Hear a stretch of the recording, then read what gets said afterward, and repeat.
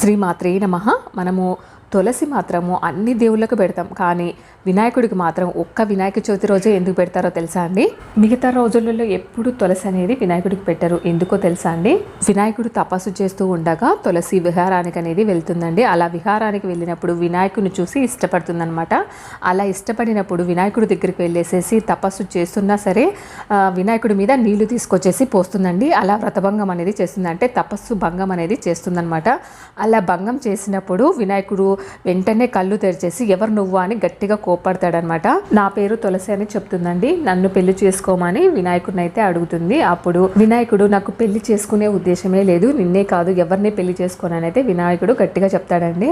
అప్పుడు తులసికి కోపం వచ్చేసి నన్ను పెళ్లి చేసుకో కదా, నువ్వు ఎవరినైతే నీ భార్యగా చేసుకుంటావో వాళ్ళు మంచి ప్రవర్తన లేకోకుండా నిన్ను పెళ్లి చేసుకోగాక అని శాపం అయితే పెడుతుందండి. ఇప్పుడు వినాయకుడికి చాలా కోపం వచ్చేసి నువ్వు రాక్షసుని పెళ్లి చేసుకుంటావు, మళ్ళా నువ్వు ఒక వృక్షంగా మారిపోతావని శాపం అయితే ఇస్తాడండి. తులసి భయపడిపోయేసి స్వామి నన్ను క్షమించని వినాయకుడిని అయితే కోరుకుంటుందండి. అప్పుడు నీవు ఒక పవిత్రమైన మొక్కగా, అలాగే శ్రీ మహావిష్ణువుకి ఎంతో ప్రీతికరమైన దానివి అవుతావు, అలాగే శ్రీ మహావిష్ణువుకు నీ పత్రం పెడితే మోక్షం సిద్ధిస్తుందని వినాయకుడైతే చెప్తాడండి.